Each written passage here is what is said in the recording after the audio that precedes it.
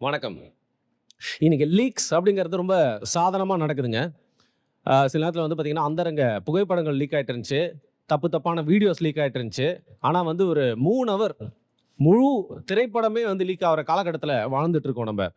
அப்பேற்பட்ட ஒரு அதிர்ச்சியிலருந்தே நம்மளால வெளில வர முடியாத இந்த சூழ்நிலைய வந்து பார்த்தீங்கன்னா, இன்ஃபாக்ட் அந்த படத்தோட லீக் யார் பண்ணா அப்படிங்கிற மாரி ஒருத்தர் வந்து கைது பண்ணியிருக்காங்க. ஜனநாயகன் படத்த வந்து உதவி எடிட்டர் தான் லீக் பண்ணியிருக்காருன்னு சொல்லிட்டு அவர கைது பண்ணி பார்த்தீங்கன்னா, விசாரணை பண்ணிட்டு இருக்காங்க.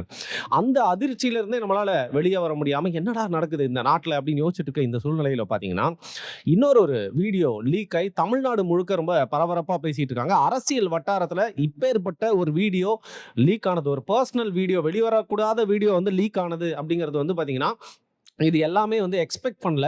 அதுவும் இவ்ளோ பெரிய பதவியில ஒருத்தர் இருக்காரு.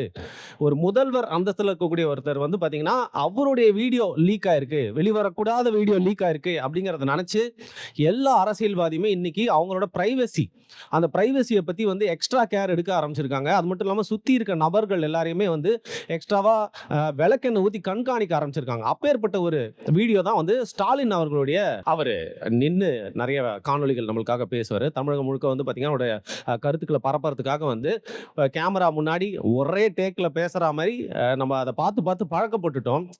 ஆனா நம்ம வந்து முதல்வர் மனசுல இருந்து பேசுறாரு. ப்ராம்ப்டர் இல்ல, ஸ்கிரிப்ட் இல்ல. அவருக்கு வந்து வார்த்தைகள் அப்படிங்கிறது எப்பவுமே வந்து சரளமா வரும். திக்காது. வார்த்தைகள பிசகாம பேசுவாரு. மாத்தி மாத்தி சொல்ல மாட்டாரு. குறிப்பா பழமொழியில சொல்றது வந்து எக்ஸ்பர்ட் அவரு. மொழி ஆளுமையில வந்து பார்த்தீங்கன்னா, போக போக கலைஞர் கருணாநிதியே வந்து அடிச்சுட்டு வராரு. ஹி இஸ் மோர் டேஞ்சரஸ் தென் கருணாநிதி அப்படிங்கிறத நம்ம பிலீவ் பண்ணிட்டு இருக்க இந்த சூழ்நிலையில பார்த்தீங்கன்னா, அவருடைய ஒரு வீடியோ லீக் ஆவுது. என்னன்னா, நம்பளுக்காக ஏதோ ஒரு மெசேஜ் சொல்றதுக்காக நின்னு அழகா வேஷ்டி, சட்டை எல்லாமே போட்டுட்டு ஃப்ரெஷ்ஷா நின்னு கேமரா பார்த்து வந்து பேசுறாரு. இப்ப இது ஒரு மோனோலாக் அப்படின்னு சொல்லுவாங்க. இப்ப YouTubeல வந்து பார்த்தீங்கன்னா, நம்ம வந்து நெறைய நேரங்கள் பேசுறது மனசுல வச்சுட்டு பேசுவோம். ஏதோ ஒரு பாயிண்டர்ஸ் எழுதி வச்சிருப்போம். மறந்துருச்சு அப்படின்னா, அந்த ஒரு பாயிண்டர பார்த்து தொடர்ந்து அப்படியே பேச ஆரம்பிச்சுருவோம். மோஸ்ட்டா பல வீடியோஸ் அப்படிங்கிறது வந்து ஒரே டேக்ல அப்படியே வந்து பேசுறது தான். அங்கங்க மிஸ்டேக் இருந்தா அத வந்து கட் பண்ணிப்போம். சின்ன கேப்ஸ் இருந்தா கட் பண்ணிப்போம். அப்படிதான் ஸ்டாலின் அவர்கள் மோனோலாக் பண்றப்போ வந்து பார்த்தீங்கன்னா, தொடர்ந்து மக்கள பார்த்து மனசுல இருந்து பேசுறாரு அப்படிங்கிற மாரி இருக்கிற பார்வைய உடைச்சு விட்டுட்டீங்களேடா! ம். துரோகிங்களா! அப்படின்னு சொல்ற மாரி வந்து பார்த்தீங்கன்னா, அவர் பேசுறப்போ சில உளறல்கள், இடறல்கள் tongue of the slip slip of the tongue ஆவறப்போ வந்து பார்த்தீங்கன்னா, எவனோ அந்த குரூல இருந்து அந்த வீடியோவ லீக் பண்ணியிருக்கான். முதல்வர் அவர்களே, நீங்க மீண்டும் ஆட்சிக்கு வந்ததுக்கு அப்புறமா உங்களோட டீம்ல இருக்க அந்த கருப்பாடு யாரு அப்படிங்கிறத தயவு செய்து நீங்க வந்து கூர்ந்து கவனிச்சு விசாரணை மேற்கொண்டு கைது பண்ணி அவனுக்கு தக்க தண்டனைய வாங்கி குடுக்கணும் அப்படிங்கிறது உங்களோட ஸ்பீச்சுக்கு ஃபேனான என்னுடைய ஆசை. ஸோ அந்த வீடியோ வந்து பார்த்தீங்கன்னா, 2 நாளா வந்து சுத்தல்ல வந்துகிட்டு இருக்கு. மேபி நீங்க பார்க்காம இருந்திருப்பீங்க. பார்த்துக்கோங்கப்பா. என்ன இது மண்டைக்கு மேல டிஃபன் பாக்ஸ் ஆக்ஷன் சொல்லியாச்சுங்க. 16 இடங்கள் 16 இடங்கள் 60க்கும் மேற்பட்ட கலை நிகழ்ச்சிகள். 16 இடங்கள்னா என்ன வாந்தி வருதா? ஆக்ஷன். மீண்டும் வருகிறது சென்னை சங்கமம். சூழ்ச்சிக்கு இரையாகி என பகைவர்களால் அனைவரும் வாருங்கள் நம் தமிழன் கலைகள் யாவின் கரெக்ட் தானே? கலைகள்ல கதைகள் சொல்லிட்டேன். கரெக்ட் தானே? நிகழ்வினை தொடங்கி நிகழ்வினை என்னடா பிரச்சனை? இன்னும் வெல்கமே தாண்டல. 3 கேஸ் தீர்ந்து போச்சு. குனிஞ்சு கழுத்தா வலியுது. கலைகள் யாவினும் வல்லவனாம், கற்றவர் எவருக்கும் நல்லவனாம். டேய், இதெல்லாம் செஞ்சு முடிக்கிறதுக்குள்ள நீ திவ்யாவை கல்யாணம் பண்ணி குழந்தை பெற்று அந்த குழந்தைய ஸ்கூல் போயிடும். ஆனா சத்தியமா அந்த ப்ரோகிராம் நம்ம ஒரு திருவிழாவில் சந்திப்போம். முதல்ல போலாம். சரி. அதுதான் பார்த்தீங்கன்னா வந்து தொடர்ந்து காமெடிகள் வந்து நடந்துட்டே இருக்கு. முதல்வர் அவர்கள சுத்தி நடக்கக்கூடிய நெறைய ஹியூமரஸான விஷயங்கள் கம்பைலேஷனாவே வந்து சேர்ந்துருச்சு அப்படிங்கிறனால இந்த வீடியோ ஃபுல்லா வந்து பேசலாம் அப்படின்னு வந்தேன். சமீபத்தில வந்து பார்த்தீங்கன்னா, வேட்பாளர்கள வந்து அறிமுகப்படுத்துறதுக்காக மேடையில வந்து ஒருத்தரா வந்து அறிமுகப்படுத்துறதுக்காக எல்லாம் நிக்க வச்சுட்டு இருக்காங்க. நம்ம முதல்வரே ஒரு காலத்துல ஆக்டர். அவர் வந்து பார்த்தீங்கன்னா, ஒரு கிரேட் ஸ்பீச் ஆர்டிஸ்ட். அது மட்டும் இல்லாம ஒரு வாக்கர், சைக்கிளிஸ்ட், ஜிம் எந்தூசியாஸ்ட்ன்னு பல ஒரு இன்ட்ரெஸ்ட்ட கொண்டவர்ன்னு நம்மளுக்கு தெரியும். அவர் முன்னாடியே பார்த்தீங்கன்னா, அவரோட அதிகமா எந்துவா யாரா காட்டிட்டா வந்து அவருக்கு பிடிக்காது இல்லையா? அதனால அவர் முன்னாடி ஒருத்தர் வந்து பார்த்தீங்கன்னா, வீட்லருந்து ஸ்டெப்லாம் அதுவும் நம்ம திமுகல வந்து பார்த்தீங்கன்னா, ஒரு 4, 5 பாட்டு போட்டுருக்காங்கல்ல. அதுக்கெல்லாம் ஸ்டெப்லாம் பிராக்டிஸ் பண்ணிட்டு வந்து ஆடுறாப்ல வேட்பாளர் நெனைக்கிறேன். பட்டக்குன்னு கையிலேயே ஒரு அடிய போட்டு அவர வந்து சரி பண்ணாரு. ஏன் அவர் இருக்கும்போது வந்து பார்த்தீங்கன்னா, ஒரு ட்ரால் ஆக்குறதுக்காக வெயிட் பண்ணிட்டு இருக்காங்கன்னு தெரியாதா? பக்கத்துல இப்படியாடா ஆடுவீங்க அப்படின்னு பார்த்தா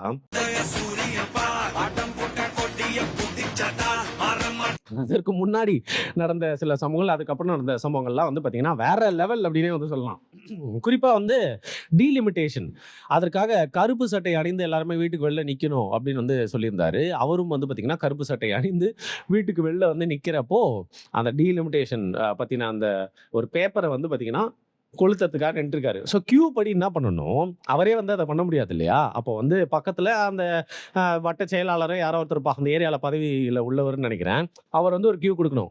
தலைவரே இப்ப இத எடுத்து கொளுத்துங்க அப்படின்னு சொல்லிட்டு. அவர் வந்து கியூ குடுக்கறது நின்னுட்டு அவர் பாட்டு பேன்னு நின்னுட்டே இருக்காரு. வெயில்ல கருப்பு சட்டை போட்டு, ஐயோ! என்னடா இது ஒரே வேர்க்குதே அப்படின்னு சொல்லிட்டு நின்னுட்டு அந்த சூழ்நிலையில வந்து பார்த்தீங்கன்னா, அப்போ நம்ம முதல்வரே அவர வந்து ஞாபகப்படுத்த வேண்டிய ஆயிருச்சு. ஞாபகப்படுத்த சொன்னோனே, அதற்கப்புறம் அந்த பேப்பர வந்து எரிக்க ட்ரை பண்ணி, அதுக்கப்புறம் அந்த பேப்பர் நல்லா எரியாம கீழ போட்டு, இத வந்து திருப்பி எடுத்து எரிங்க அப்படின்னு சொன்னோனே, அவரும் சங்கடப்பட்டு, முன்ன பின்ன லைட்டரே வந்து கொளுத்துனதில்ல அப்படிங்கிறனால வந்து பார்த்தீங்கன்னா, ரொம்ப கஷ்டப்பட்டு அத கொளுத்த ட்ரை பண்ணி, அதுவும் ஒரு காமெடி ஆயி போச்சு. அந்த வீடியோவும் பாருங்க. இப்பொழுது தலைவர் அவர்கள் மாநில அரசாங்கத்தினுடைய உரிமைகளை பறிக்கும் ஒன்றிய அரசாங்கம் இன்று தாக்கல் செய்கின்ற அந்த மசோதாவை இப்பொழுது அந்த நகலை எரிக்க இருக்கிறார். தமிழ்நாடு தமிழ்நாடு தமிழ்நாடு தமிழ்நாடு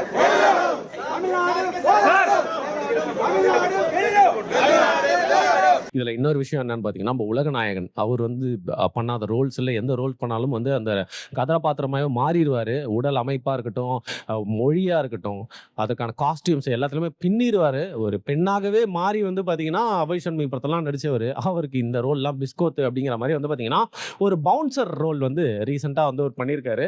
ஆக்சுவலா வந்து கமலஹாசன் கண்டுபிடிக்கிறதுக்கே ரொம்ப நேரமாச்சு. குறிப்பா நம்ம ஊர்ல அதிகமா பவுன்சர்கள் பார்த்தீங்கன்னா, பிளாக் அண்ட் பிளாக்ல தான் இருப்பாங்களா. ஸோ ஆல்மோஸ்ட் அந்த பவுன்சர்கள் மாதிரியே வந்து ட்ரெஸ் பண்ணிட்டு ஸ்டாலினை பாதுகாக்கிறதுக்காக வந்து பார்த்தீங்கன்னா, அவருடைய பாதுகாவலர்கள் காவலர்களையும் தாண்டி வந்து கமல் வந்து ஒரு பவுன்சராகவே மாறி அப்படி வந்துட்டு இருந்த போதும் அந்த கமலோடைய அந்த பாதுகாப்பையும் மீறி வந்து பார்த்தீங்கன்னா, எவனோ ஒருத்தன் தாக்குதல் பண்ணிட்டான். வழக்கமாக வந்து பார்த்தீங்கன்னா, பெரிய பெரிய தலைவருக்கு மேலே அசாசினேஷன் அட்டம்ப்ட், குண்டால சுடுறது இருக்கட்டும், வெடிகுண்டை வீசுறது, இந்த மாதிரி விஷயம்லாம் பண்ணிட்டு இருந்தாங்க. ஆசிட்லாம் வீசிட்டு இருந்தாங்க. இந்த தேர்தல் மட்டும் பார்க்குறோம், பூவாலையும் கட்சி துண்டாலையுமே அடிக்கிறாங்க. இப்படி தான் பார்த்தீங்கன்னா, ஒரு மாசத்துக்கு முன்னாடி அவர் பாட்டு அழகா வந்து ராம்பாக் பண்ணிட்டு வர்றாரு. துண்டை தூக்கி தானே போடணும். எவனா உருண்டை கட்டி அடிப்பானா? அசுரன் படத்துல வராம உருண்டை கட்டி அடிச்சு அவரோட மூஞ்சில மாட்டி அந்த காணொலியும் பாருங்க.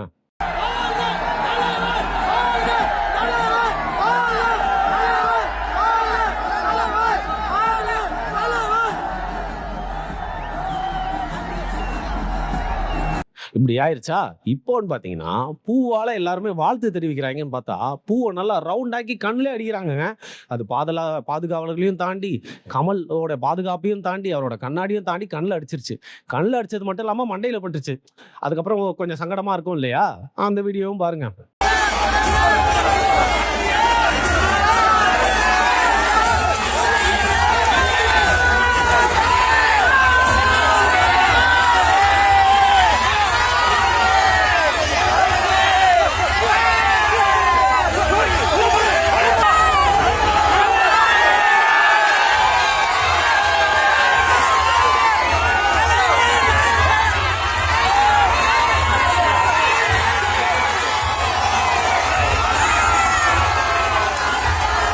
ஸோ இப்படி போயிட்டு இருக்க இந்த சூழ்நிலையில் இதற்கெல்லாம் முத்தாய்ப்பாக வந்து பார்த்தீங்கன்னா, ஸ்டேஜில் ஒரு விஷயம் நடக்குது. ஸோ பிரேமலதா அவர்கள் இந்த கூட்டணிக்கெல்லாம் வந்து அதை பற்றி நம்ம நிறைய விஷயங்கள் பேசியிருக்கோம். அதுக்கு பின்னாடி நடந்த டீலிங், அந்த கட்சியோட தேவை எந்த அளவுக்கு இல்லை அப்படிங்கிறலாம் வந்து பேசியிருக்கோம். இருந்தாலும் அவங்கள பற்றி நம்ம ப்ளஸ் பாயிண்ட்டாக அந்த வீடியோவில் சொல்லியிருந்தது என்னன்னு பார்த்தீங்கன்னா, ஒரு சிறந்த பேச்சாளர். அவங்க அதிமுக கூட்டணியிலேருந்து பாராளுமன்ற தேர்தலை சந்திச்சப்போ கூட அவங்க பேச்சாளராக வந்து பார்த்தீங்கன்னா, நல்ல ஷைன் ஆகி நிறையா பிரச்சாரம்லாம் வந்து பண்ணி அந்த வேலையை கரெக்டாக பண்ணிட்டு இருந்தாங்க. சூப்பர்ப்பா அப்படின்னு சொல்கிற அளவுக்கு அதே அந்த ஸ்ட்ரென்த்தை எடுத்துகிட்டு வந்து இப்போ திமுக கூட்டணியில் இருக்கும் போதும் பார்த்தீங்கன்னா, ஒரு பிரச்சார பீரங்கியாக மாறி எல்லாத்துலேயுமே ஓட்டு கேட்டுருக்காங்க. குறிப்பாக திமுக வேட்பாளர்கள்லாம் பார்த்தீங்கன்னா, பக்கத்தில் வச்சுட்டு அவங்க ஓட்டு கேட்குற விதம் அப்படிங்கிறது பரவாயில்லையே, சூப்பராக பண்ணுறாங்களே அப்படின்னு சொல்லிட்டு எல்லாருமே பாராட்டுற வகையில் இருந்தப்போ, எல்லாத்துக்குமே சேர்த்து பாராட்டுறீங்களா? எப்படி உங்களுக்கு செய்யணும் பாரு, 10 சீட் எனக்கு கொடுத்தீங்களே, உங்களுக்காக அண்ணனுக்காக அந்த தங்கச்சி தான் செய்வா அப்படின்னு சொல்லிட்டு வந்து பார்த்தீங்கன்னா, எப்படி முதல்வர் அப்படி பண்ணாரோ, முதல்வரே பண்ணுற மாதிரி ஒரு விஷயம் பண்ணியிருக்காங்க. அது என்னன்னு பார்த்தீங்கன்னா, முதல்வரை பக்கத்தில் உட்கார வச்சுட்டே வந்து பார்த்தீங்கன்னா, அவருடைய ஆட்சியின் சாதனைகளை, ஆட்சியின் நாட்டோட நிலைமையை வந்து பாராட்டுற மாதிரி சில விஷயங்கள்லாம் சொல்கிறாங்க. அதில் கொஞ்சம் மனசார சில உண்மைகளெல்லாம் சொல்லிட்டாங்க. அது என்ன நீங்களே பாருங்க.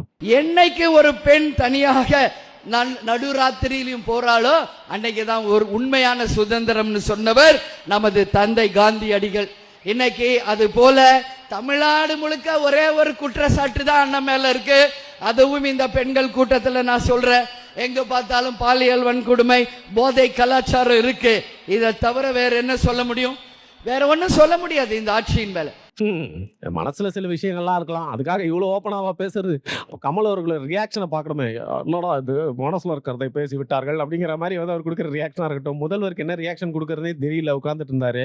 ஸோ இப்படி எல்லாமா பேசுவீங்க அப்படின்னு சொல்லிட்டு, அதாவது ஃப்ராய்டியன் ஸ்லிப்னு சொல்லுவாங்க, மனசுல இருக்க உண்மை என்னதான் மறைச்சாலும் வந்து பார்த்தீங்கன்னா டக்குன்னு ஸ்லிப்பாகி வெளில வந்துடும் அப்படிங்கிற மாதிரி ஸ்டாலின் அவர்களுடைய ஆட்சியுடைய நிலைமையை பற்றி வந்து பார்த்தீங்கன்னா அப்படியே வெளியிட்டுட்டாங்க.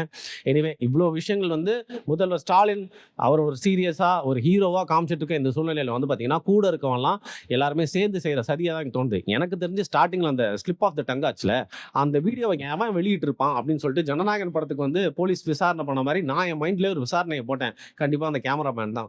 ஏன்னா முதல்வர் அவர்கள் ஒவ்வொரு வாரமும் இந்த மாதிரி வீடியோ போடுறோம் யூடியூபராக மாதிரி நிறைய வீடியோ போடுறப்போ ஒரே டேக்கில் பேசிட்டா பரவாயில்ல, 100 டேக் எடுக்கிறாரு. அவன் இதை முடிச்சுட்டு ஒரு கல்யாணம் ஆர்டர் வேற இருக்கு, ஒரு குழந்தைக்கு காது குத்து ஃபோட்டோஷாப் இருக்கு, அதுக்கப்புறம் பார்த்தீங்கன்னா வெட்டிங் ஃபோட்டோகிராஃபி இருக்கு, இந்த மாதிரி நிறைய பார்த்தீங்கன்னா ஆர்டர் வச்சுட்டு இருக்கு. அவன் இந்த ஒரே ஷூட்ல எவ்வளோ நேரம் டைம் ஸ்பெண்ட் பண்ண முடியும்? இத்தனை டேக் எடுத்தா எப்படி பொழப்புலாம் கெட்டு போகுது அப்படின்னு சொல்லிட்டு இந்த ஃபுட்டேஜ் எல்லாம் எனக்கு தெரிஞ்சு அந்த கேமராமேன் தான் லீக் பண்ணியிருக்கணும். ஸோ முதல்வரே உங்களுடைய டேலண்ட்டை வந்து பார்த்தீங்கன்னா மக்கள்கிட்ட குறைத்து காட்டி இப்படி பண்ண அந்த கேமராமேனை தயவு செய்து விடாதீங்க. இது நம்ம யூடியூபர் அசோசியேஷனுக்கே வந்து பார்த்தீங்கன்னா வந்து ஒரு பெரிய பங்கம். ஏன்னா என் கேமராமேனு நான் பண்ணுற மிஸ்டேக்ஸ்லாம் வெளியிட்டானா எனக்கும் அந்த மாதிரி தான் மானம் போயிடும். ஸோ நம்மளாம் ஒரே கம்யூனிட்டி ஒரே செட்டு அப்படிங்கிறனால உங்கள் மேலே இருக்க அன்பு, அக்கறை, பாசம், மரியாதையில் வந்து பார்த்தீங்கன்னா இதை வந்து சொல்கிறேன். அந்த கூட இருக்க கருப்பாடை சீக்கிரம் கண்டுபிடிங்க. தளபதியை காமெடியாவா மாற்ற ட்ரை பண்ணுறீங்க? எங்கள் தளபதியை வச்சு மற்றவங்களாம் காமெடி பண்ணக்கூடாது. ஏன்னா தளபதியே வரேங்க.